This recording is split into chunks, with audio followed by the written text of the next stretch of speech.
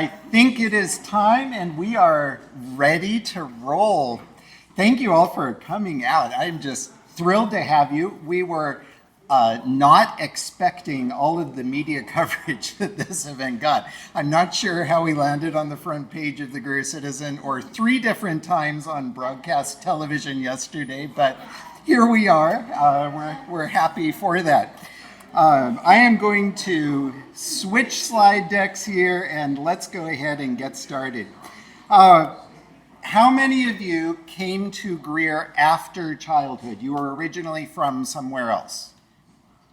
Okay, that's at least half of us, and that includes me. Many of you know I am from Idaho, which is a foreign land.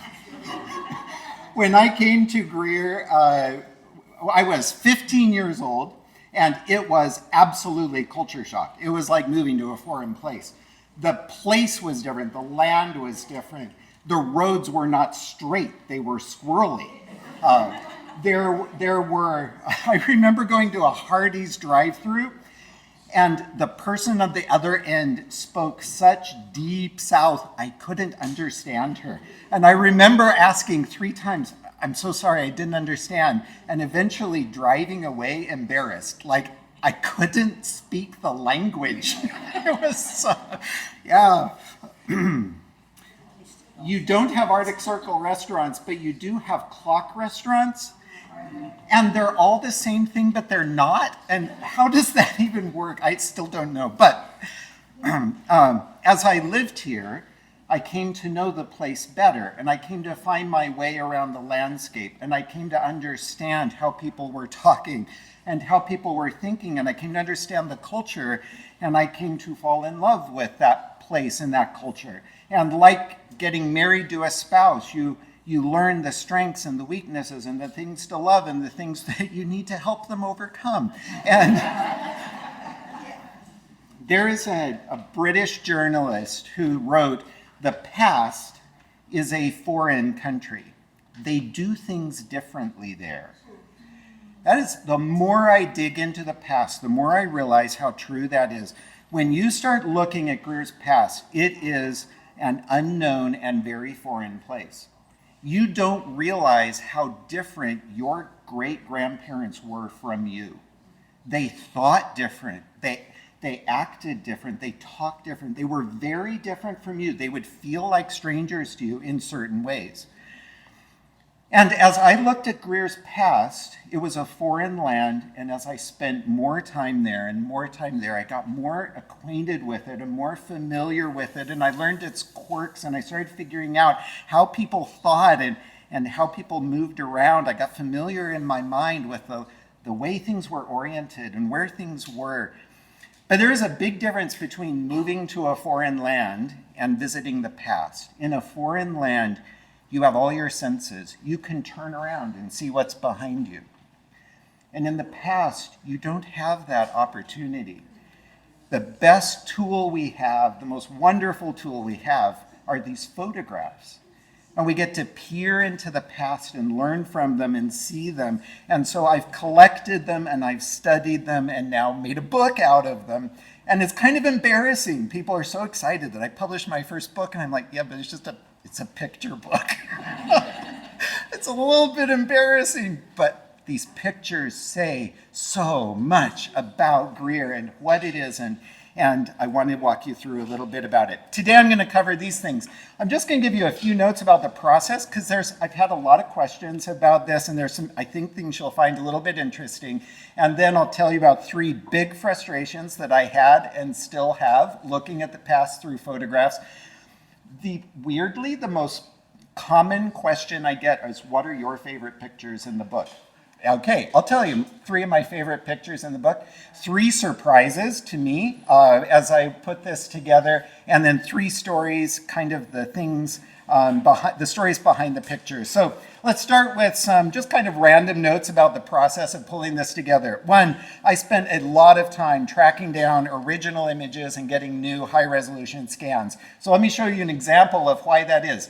Here's one of my favorite pictures. This was a baseball game in 1898 between, you see the names of the teams, the Fats and the Lean.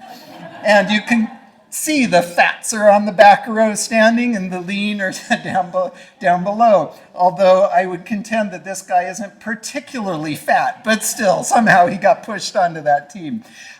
This particular picture has the back row left, this guy right here, is Charlie Drace. Let me show you his face in this original image, okay? Now I'm going to compare this to, here's another picture of Charlie Drace that I just love. He's a photographer. This is his first photo studio in downtown Greer. And here's what his face looks like when you zoom in on it.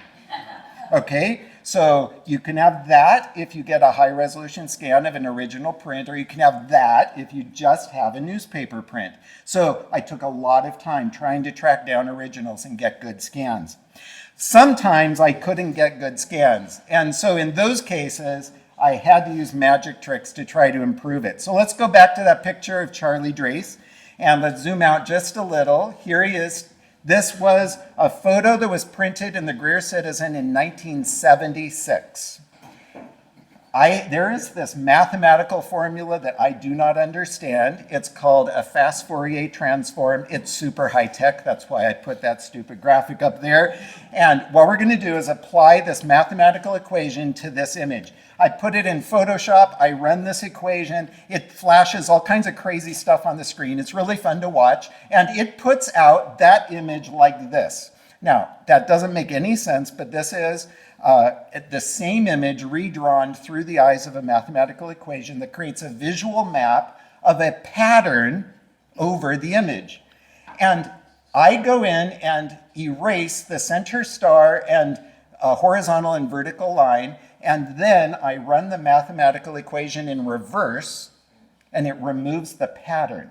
And here's what comes out the back end. So to compare that before the fast Fourier transform and after, it's not as good as the original. I wish I still had the original, but it's computers working magic to try to figure out what was in that image before the newspaper screen was applied. And that's fun.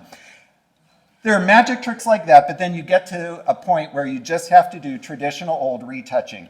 And so I'll show you an example of that. Here's an image. I actually did this back in 2019 when I very first started here. You see this has creases and holes and damage, and it looks like a bear. I don't know what that's about. There's a tear over here. There's damage all over it.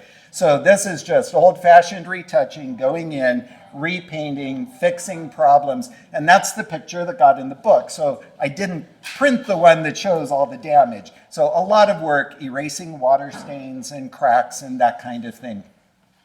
And then another thing I dealt with was figuring out, where is this picture? What is in this picture? What is this that I'm looking at? And to help with that, I built a three-dimensional computer model of the city in January 1911.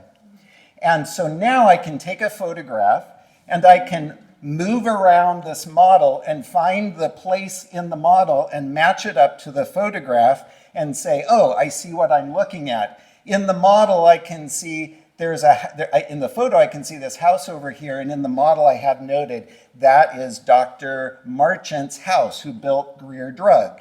And now I have a picture of his house. So I can do a couple of different things with this. One, I can see what buildings are in the picture that are missing in the model, or vice versa, and by that I can date pictures, because I know my model is January 1911. So is that before January 1911 or after? That kind of thing.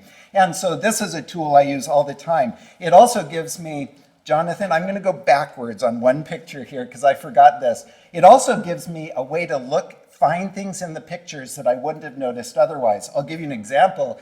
In my model matching that picture, I can see right back here is the smokestack and water tower of the Greer Cottonseed Oil Company.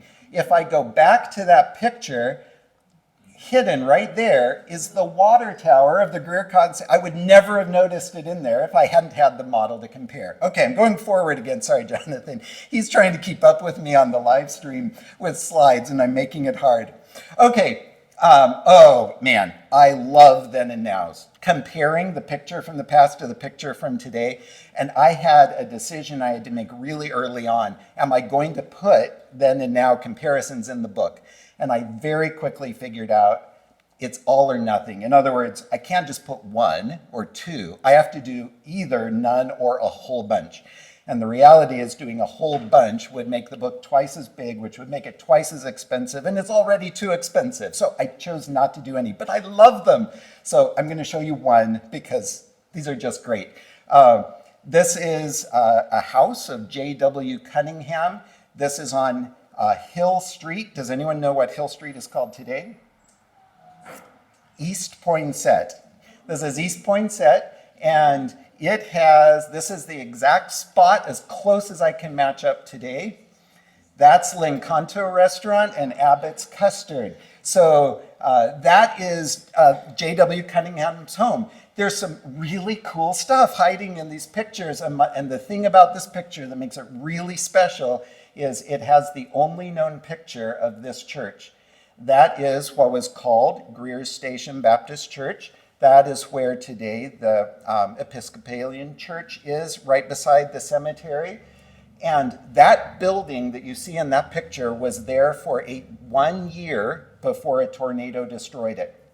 And it was rebuilt, but that's the only known picture of it. So I love it. Okay, 3 frustrations that not just in the book, but I fight myself over these. I hate people of the past for not helping me out with this. Number 1, things there is no picture of. There are so many things that there are no pictures of. The one that my biggest wish of all that I long for is a picture of our first train depot. Before there was a town here, there was a farm field, and a train came through and plopped a tiny depot in that farm field, and I don't have a picture of it. That's what started this whole thing. So in the book, there is a picture that's not from Greer at all. It's a picture of the Easley train depot. And I put it in because that depot was built by the same railroad the same year on the same development of the same stretch of track, and it meets a written description that we have of our first depot. So it's really likely our first depot looked like that, but I don't have a picture of it. A second big frustration, things that are just out of frame. This irks me so much. Here is one of my very favorite pictures that we have. This is Greer's Town Square, which I should show you where it is. I'll do that in just a second. Greer's Town Square, this is a sales day, which was the first Monday of every month. Everyone would come together. The farmers would come with their food. Down here in the bottom, you see what was called a bucker, a woodcutter, bringing lumber to sell. This was horse trading day, if you've heard about the adventures of horse trading. I love this picture. You see this line of 3 guys right here? They are sitting on the edge of a platform. That platform is connected to Greer's first railroad depot. Greer's first railroad depot is right there. Man, all you had to do. Kills me. Okay, you want to see this scene today? This isn't an exact then and now because I couldn't get as high as this camera is, so I'm slightly lower, closer to the ground. But this is that spot today. Greer's Town Square was where the modern P&N depot is, which came around much later in time. All right, third frustration, the first 25 years before Charlie Drace came. Charlie Drace was a photographer. He came, and almost all of the pictures in the book were taken by Charlie Drace. But he didn't move into Greer until around 1897. And then when he got here, we only have 2 or 3 pictures from his first few years. And what that means is we have close to 0 pictures from the first 25 years of Greer's existence. 25 years is a long time. Like in 25 years, you can have somebody who's born and goes to school and gets a job in the general store and gets married and has a child or 2 and moves away. And an entire human existence in Greer comes and goes in 25 years. And we have almost no record of it. So there's a precious picture in the book, which is this one. This is before Drace, not taken by Charlie. We don't know who the photographer was. But the picture has written on the back, this group of women gave a farmer a plug of tobacco in trade for getting a ride to Greer to get their picture taken. So that is a picture in Greer. I have no idea where. It doesn't match up to my 1911 map at all. This is 1887 or 1888 when that picture was taken. All right, let's talk about favorites. I'll just admit right up front, I cheated in this section, and you'll see what I mean. I can't pick favorites. I love these so much. All right, one of my favorites is our first library. Here's a picture, our first library. This is a little tiny shack. It stood right around the corner from us. I mean, stone's throw that direction, where the fire station is now. It had previously been Greer's Chamber of Commerce. So it's buildings back then, it's so funny to look at floor plans. We are used to floor plans today. You would see a floor plan of this building, it would be a rectangle. There's no bathroom, there's no kitchen, there's no plumbing, there's no HVAC, there's no closet, it's just a little wooden rectangle. And we have a picture from inside it. You see what the kids are reading? Those are the Sunday comics spread out on the table there, pot-bellied stove in the middle. This was still the library when Claire Davenport and her children donated the land and the money to build a brick library across the street from the Presbyterian Church. That building's still there. And you can kind of see why they said that's really important for Greer to get a new library.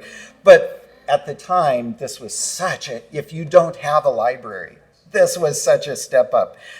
So I love this picture, just the way that building looks, everything about it. And I've got a then and now for you. Here is that exact shot today. There it is. Okay, second favorite picture, the tacky party. What's a tacky party? Do you know? People dress up in gaudy costumes. Yes. And very often you would have a prize for who is the most gaudy or the most tacky, right? And so we have this picture of a tacky party in Greer. And you know what it's like. All of the pictures of people from the past, they look so stuffy. They look so dull and boring. They weren't. They were wonderful, vibrant, interesting people. And so this collection just shows that off. I think there's like this lady right here, I don't think she wanted to participate. That looks like a very respectable outfit, and she's like, I have none of this. But for those of you who know Greer a little bit, you know Ponder's Ice Cream. Carl Ponder, who started that, is this gentleman right here. So that's Carl. I love that picture. And then a new picture to me that in probably February I found and got into the book, a picture Greer Mill opened, and they started a Sunday school class for Greer Mill. And here's a picture of that. So there's a lot of things that appeal to me about this. One just being this is in the middle of downtown Greer. I don't think of Greer the way this looks. What is the building? Is it someone's house? Was the Sunday school meeting in a house? Is it a building they built for this purpose because the mill was building churches and that kind of thing? We don't know. But I love, this is a unique moment of cultural change. And I'll point out one detail of that. There are three young ladies right here, and I'm pointing at their heads, but I want you to notice their ankles. Okay, that's scandal right there. You can see that the older women here, their dresses are the appropriate length, right? This picture is dated July 30th, 1911, and what that means is 10 years later, I hit the wrong button. 10 years later, these three young women have flapper dresses above their knees. I mean, that society and culture was changing very rapidly at this moment. Okay, I did three favorites, and I'm cheating. The Bailey House. Okay, this was my personal favorite discovery of the entire book process. This is the house that our first mayor lived in, W.C. Bailey, his wife, Victoria. Speaking of then and nows, this one is crazy. This is on Trade Street, on the corner of Trade and Victoria Street. Why is it named Victoria? After Victoria Bailey, who lived in that house on the corner. And so Galleries of Brian Brigham, if you look at this little plaque right on top, it says Bailey. It's the Bailey building that was built where the Bailey house was. So Victoria Bailey happens to be the subject of my next book, and she's a woman I admire. And so finding a picture of her home, the place where she was widowed at an extremely young age, 5 children left to raise herself, make her own way. She turned that house into a boarding house, became a very successful, respected businesswoman in Greer, and literally owned half of Trade Street. She owned Barista Alley all the way down to CBL. She owned the entire side of the street. It's amazing. Okay, I'll give you a bonus here, 3 favorite pictures that are not in the book. There are a few pictures that didn't make it in, and I'll show you my 3 favorites that didn't make it in. This one I left out mostly because I have a lot of pictures of this same scene over and over again. Why? If you think of a small village with 8 or 10 families in a farm field, when they get a beautiful white church and a huge school, it was the centerpiece of town. Everybody takes pictures of it. So there's a period of probably 10 years where every picture of Greer is this shot. So I didn't put this one in the book. What I love about it is this. It's labeled bird's eye view. Like a roadrunner? Like what kind of a bird is that?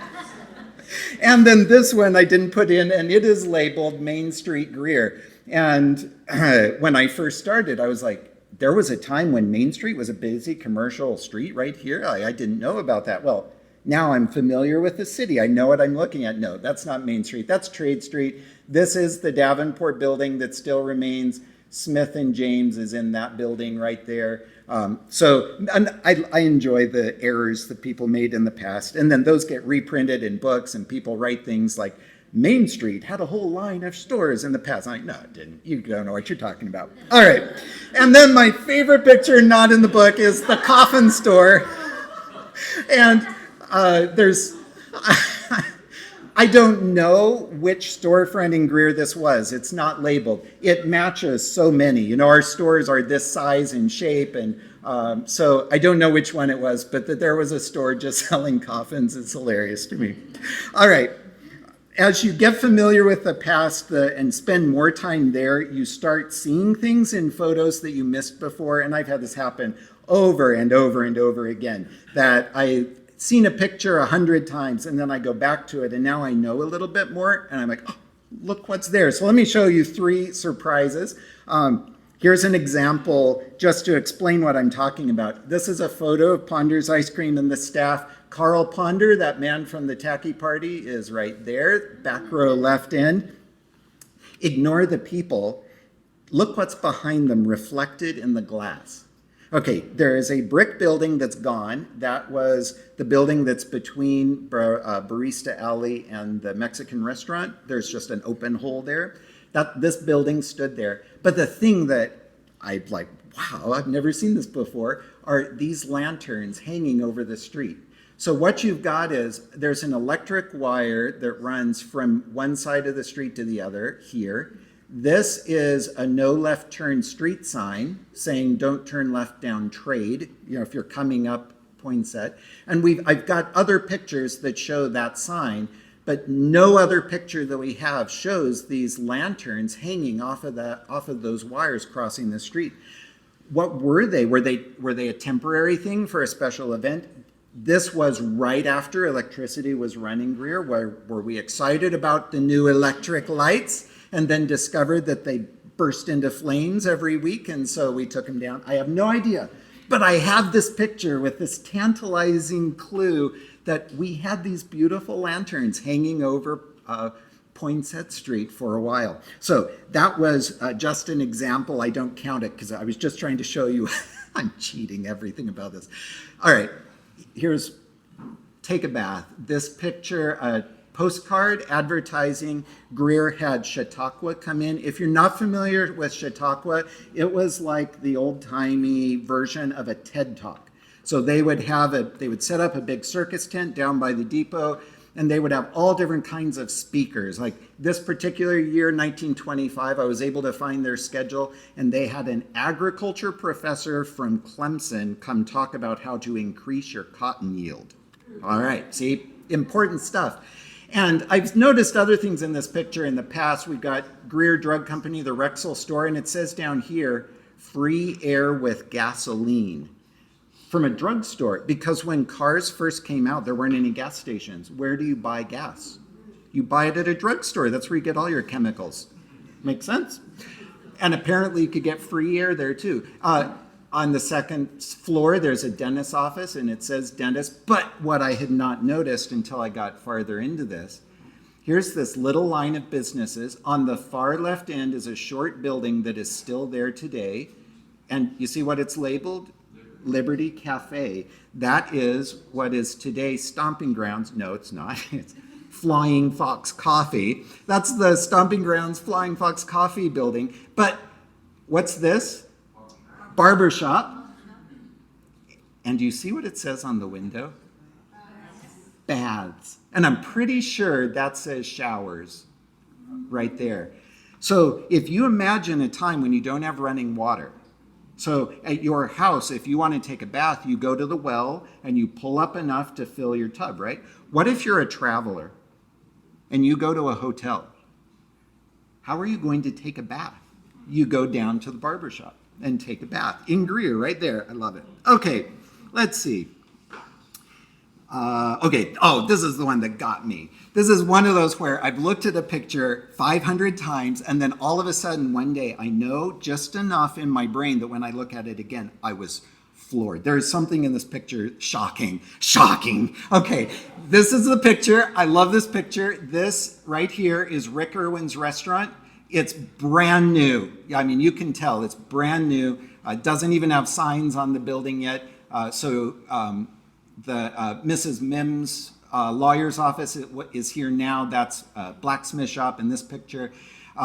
And so the museum is right here where we are now. It was a house back then. Here's that little white church. And why they took this picture, a couple of reasons. One, it snowed that night. You see the snow on the ground? And two, they were very proud. Right here, under construction, is our school building. Greer's Graded School. We have a picture of it under construction. Wonderful picture. I looked at it 500 times until, just to make sure you know where we're talking about, Rick Irwin's is right here. The camera was on a building right here, looking this direction. That little white church is here. The school building is here. Here you are right now at the museum. Okay, so this picture, by the way, that little white church building is the church building that was at Bailey's Crossroads somewhere else, and they put it on logs and hooked up a team of 40 mules and rolled it up into Greer so that the Presbyterians could have the first church building in town. And that's why I always tell on our ghost tours, the Baptist church got mad because the Presbyterians cheated. And so, all right. Here's what caught me. As I'm looking through pictures, all this stack of pictures, the white church building, the school building, this is after the one we just saw because the building is now finished, right? The other one, it was under construction. I now know that in between there's a house, and that's Dee Dee Davenport's house, our first millionaire. The Davenport mansion that's there now, this was predating that mansion. That wasn't built until after Dee Dee Davenport died. It was built for his daughter Claire. But anyway, so there's a picture of it. Here's a different picture. Now there's signs on the stores. They're still new relatively. Again, the school is finished. Here's our church, Dee Dee Davenport's house. This is a little different angle, so it's right behind those trees. But now we have some trees growing up. Here's another picture of it a little bit later. Now the trees are really getting big. Okay, see that spot? Now I've seen a dozen of these pictures, and I look back at this, and what stands out? There is something right there. And it has a steeple. What is going on there? So we did a flurry of looking, and I think that steeple isn't a church steeple. I think that holds a school bell. And we now believe this is the only photograph we have of Greer's first, what they called then a high school. A high school then had 8 grades, first grade through 8th grade, and you graduated when you completed 8th grade. You might hear people be accused in the past of only having an 8th grade education, but in this kind of a school, an 8th grade education was actually a high school graduate. So anyway, we know that when Greer started, its first school was a one-room schoolhouse. And we know that by 1898, they had several teachers that were teaching 8 grades in a larger building, but we didn't know what it was or where it was.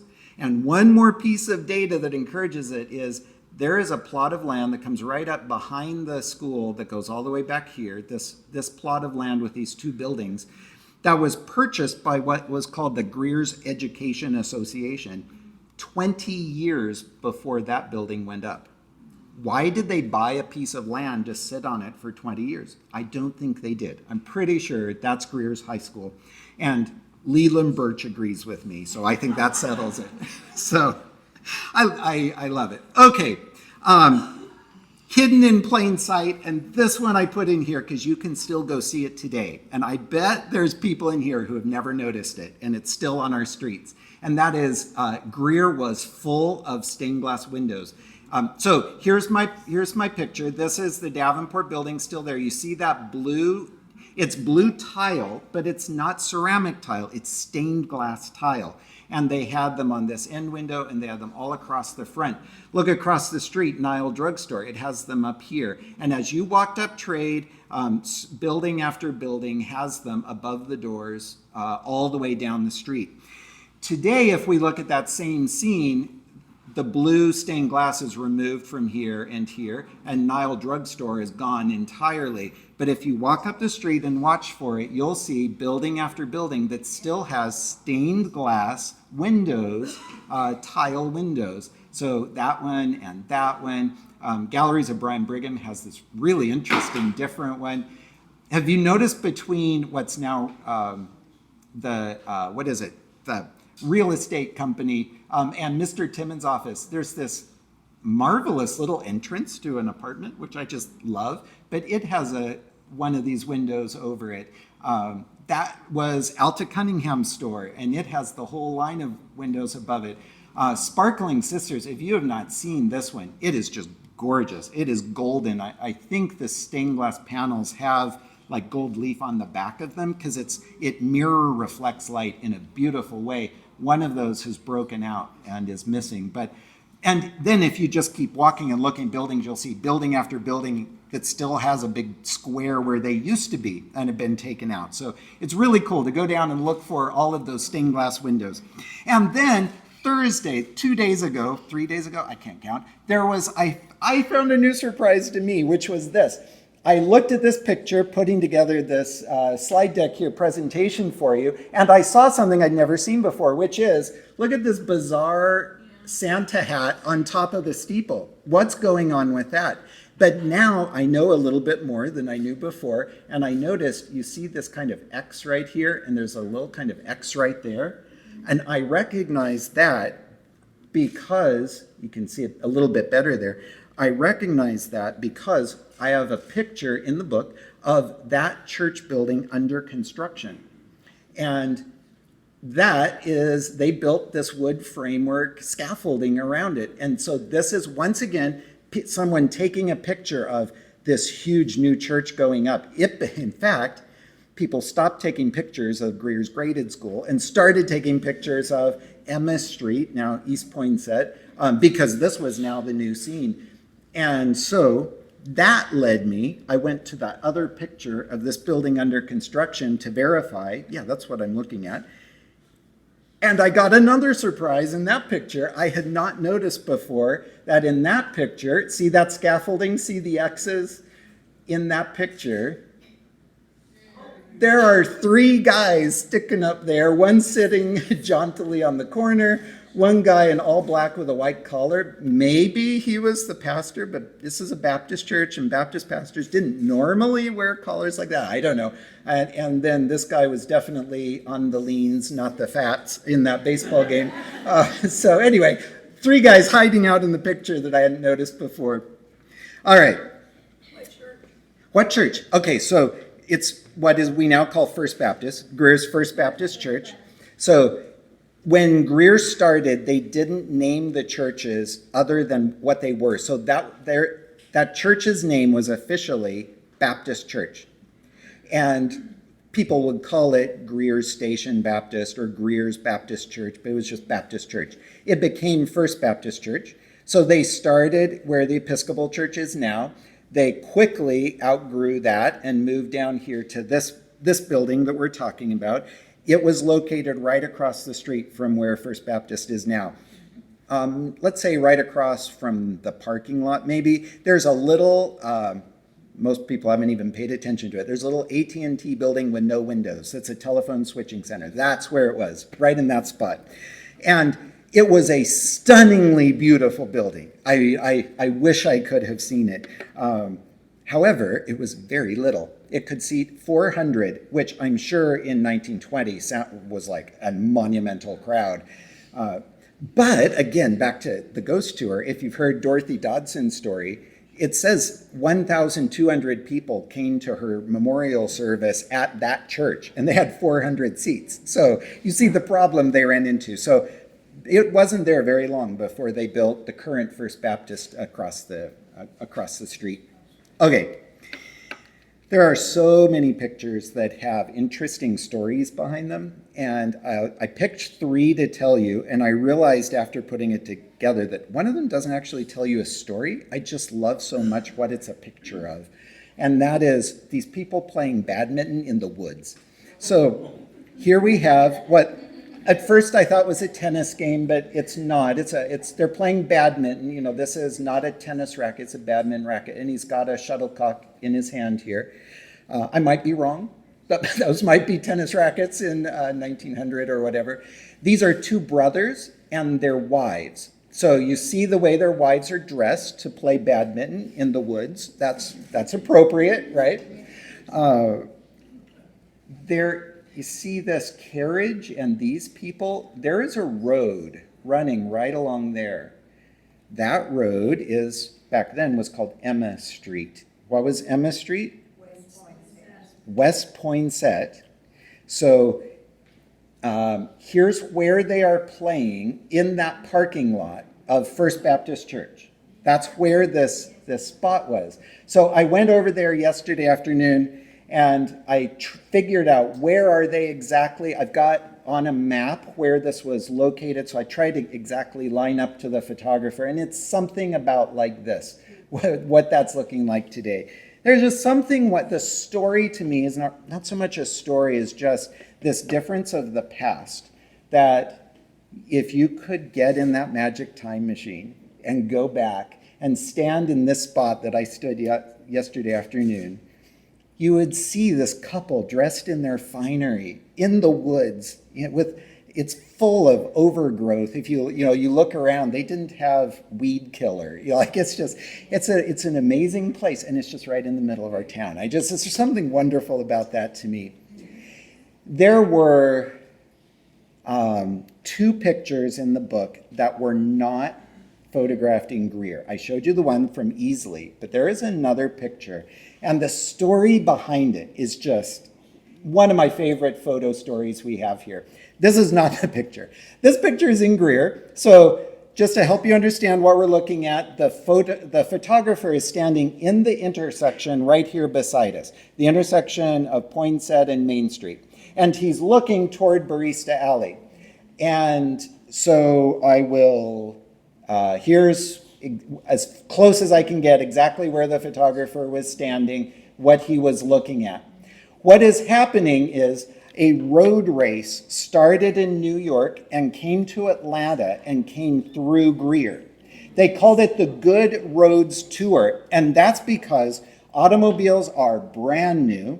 They're so new that about half of the cars in this race were steam-powered, not gasoline-powered. Automobiles are brand new, and there are no roads built for automobiles. They're having to make their way over wagon-rutted dirt trails. So the Good Roads Tour was to promote communities building good roads. All right. So in 1909, the Good Roads Tour comes through, and this picture is captured. I love this picture. There's just so many things about it. Barista Alley doesn't exist yet. This is Planters Bank that was there before it. Barista Alley now fills this whole corner. This is Charlie Drace's photography studio. You remember that first little tiny wood shack that was his studio? Now he's moved into this huge 2-story thing. You can see he's selling Columbia phonographs. He was a high-tech dude. Started our first movie theater here. And wood Mendenhall buggies, wagons, and harnesses. Don't you love the irony of a modern automobile driving in front of the buggy and wagon shop? That's just awesome. If you go to Cartwright Food Hall, that was wood Mendenhall, but later. This is wood Mendenhall before that. And then I love these boys, schoolboys, are carrying their books under their arms with hats and no shoes. Okay, I'm going to interrupt myself because I have time. I'm going to tell you a story from my mother. I'm sorry. It so fits with this. My mother grew up as a hillbilly in West Virginia in the mountains. If you ask her where she's from, she'll say Nicholas County because nobody knows what her little holler was. And her father ran the general store. And as a result, she and her family had more things than anyone else in the community. So as a little girl, my mom was 6 years old. She was in the church Christmas pageant. And they had this sheet that came down and came up as a curtain. And so at the end, all the kids are lined up and they're singing a Christmas song, a carol, the closing hymn, whatever. And the sheet comes down. And my mom was the only child with shoes in the whole audience. And for some reason, my mother, who's an evil woman, not true, at 6 years old, a spot of her evil self came out and she stomped her shoe on the foot of the girl beside her. And so the program ends, everybody claps, everyone breaks up. My grandmother marches up, grabs my mother, takes her outside and spanks her. And my mom said, "How did you know? The curtain was down." And Grandma said, "The curtain only comes down to here. And there's only one kid with shoes. I know who did that." Okay, so shoes were not necessarily common at this time. All right, that was a sidetrack. Here's where we really come to the interesting story. Okay, I'll throw in one more detail. That things I hate that frustrate me. Right behind, this is the lead car. The Alco won the fastest car race the year before, so it got the lead in this race. The car behind that one was being driven by Willie Mays as a very young boy. So I wish we had the picture of the second car, not the first one, but here we go. Okay, why this really tells a story of a picture that is not in Greer at all is almost certainly in this crowd was a guy named Cliff Davenport. So Dee Dee Davenport was our first millionaire. Cliff is his son. Cliff is a very young man, and he sees the Good Roads Tour, and he falls in love with automobiles. He becomes Greer's first owner of an automobile that we have a record of, and he owns several of Greer's first cars. We have a picture that I put in the book that is this one. This is Cliff Davenport right here. Ironically, we have no picture of him ever driving any of his cars. I have at least probably 6 pictures of him with his cars, and he's never the driver. There's a newspaper article of he drove from something like Greenwood up to Caesar's Head in one of his cars, and he had an 11-year-old boy drive the car. So I wonder if I don't know, was he scared of it, or did he want a chauffeur all the time? I don't know what that was about, but that's Cliff Davenport. This is his white automobile. Whites started out making white sewing machines, and then they got into steam-powered cars, but this is one of their early electric cars. In 1905, a white set the land speed record at a heart-stopping 74 miles an hour. So these were machines. The first president to get a car was Taft, and he bought a white. So they were a big deal at the time. Cliff Davenport got this car. Remember, our picture before was 1909 Good Roads Tour. He entered this car, and this picture is from the 1911 Good Roads Tour. So he took his car and participated in this road rally, kind of a race. It was more of a can you finish? It was that kind of a race. And so that picture is of Cliff in his white in the 1911 Good Roads Tour, which did not come through Greer. That picture, we haven't pinned down the exact location, but it was not in Greer. It was probably not in South Carolina. It was most likely up in the Northeast. 1911 track went over to Detroit. So it was probably somewhere in the Northeast, New York to Detroit. So in any case, it's a Greer boy, and it's such a good finale to that 1909 picture that I just love. All right, the bridge from Atlanta, here we go. There's a photo in the book of this train crash. In fact, we have 3 pictures of this train wreck. It was not the biggest or worst train wreck in Greer history, but it's the one we have the best pictures of. And so this picture, Charlie Drace took it, and the others. This is just outside of Greer. The trains had just left Greer. And if you've been to the inland port, just past the inland port, the railroad crosses the South Tiger River, and that's this bridge right here. And the grade going up to that bridge was too steep. One steam engine couldn't make it, got stalled out on the grade, and another one plowed into it from behind. The story that I want to tell you about this is not about the train wreck, though. It is about the bridge. Back in April, I went down to Atlanta and visited the Atlanta History Center, where they have the records of the railroad coming through Greer. And my dream was to find a picture of our first depot, and they didn't have one. But I was looking through the railroad records of Greer, and I found this paperwork, and it says, "No all men by these presents." Gold Construction Company was hired by the railroad. They were paid, what does this mean? In the penal sum of $10,000. They were paid $10,000 to go down to Atlanta, disassemble a bridge that was over the Chattahoochee River, haul it up to Greer, and rebuild it, put it back together over the river here in Greer. And that was just a couple of years after that train wreck happened. So $10,000 was a lot of money back then, but apparently cheaper than building a new bridge from scratch. So, okay. Then I had this dilemma. After the book published, I got more pictures. So these aren't in the book, but they should be. I'm going to show you 3 pictures we've got after the book was published. This is the first one. This is Olin Gaines and his family. So let me take you back in time. The railroad comes through. They buy this little strip of, I'm interrupting myself. We have a celebrity in the audience. Everybody say hi and clap for Greer. This is Greer right here. She's embarrassed that I point her out. She's our celebrity because our city was named after her, which is kind of hard to figure out historically, but that's okay.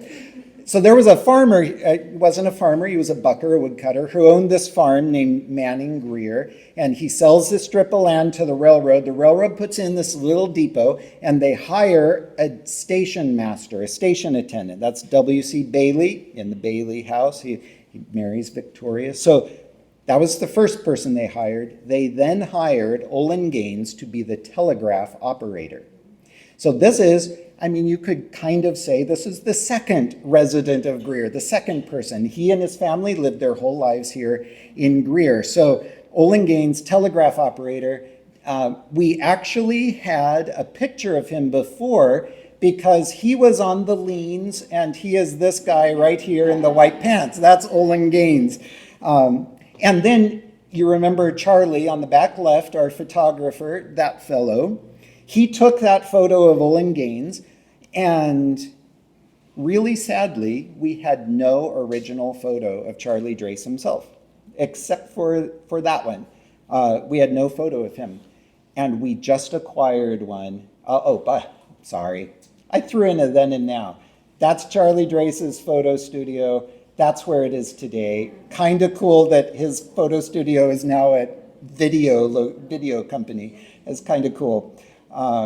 We have a photograph of Charlie Drace much later in his life as a very distinguished older man, but I was so excited to get an original copy of a picture of Drace. Okay, and then one more picture after the book published.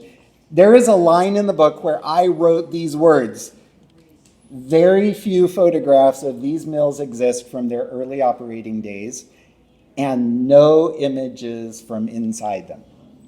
However, I've learned, and I added that word no, there are no known images from inside them, and then we got one.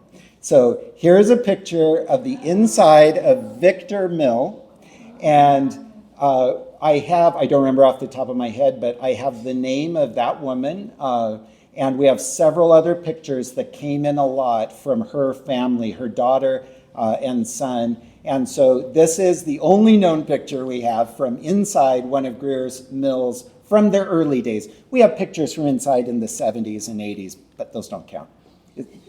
That's not history to me. That's history to Greer over here. So that's a wonderful and precious picture. I'm going to close with just 3 suggestions for you. One is, if you would, label your pictures. Let me show you one picture here. This is a remarkable woman. She is dressed in finery. She's in a probably a fox stole, and looks probably mid-1920s. Remarkable person, and I have no idea who she is. You know what it means when you don't know who she is? You don't even know if she's from here. I know nothing, and I can't, so much of the meaning in this photo is gone when I don't know the background. So label your pictures, then they get put in books, and they don't get put in books when you don't know who they are. Second, write down why your important things are important. Almost everyone here has a little box of things that are precious to you. Last week, we had a chest, a footlocker, dropped off at the museum. A grandfather had passed away, a World War II vet, and his father was a World War I vet, and we have some military things. We have the folded flag. We can tell why those things are important. But in that chest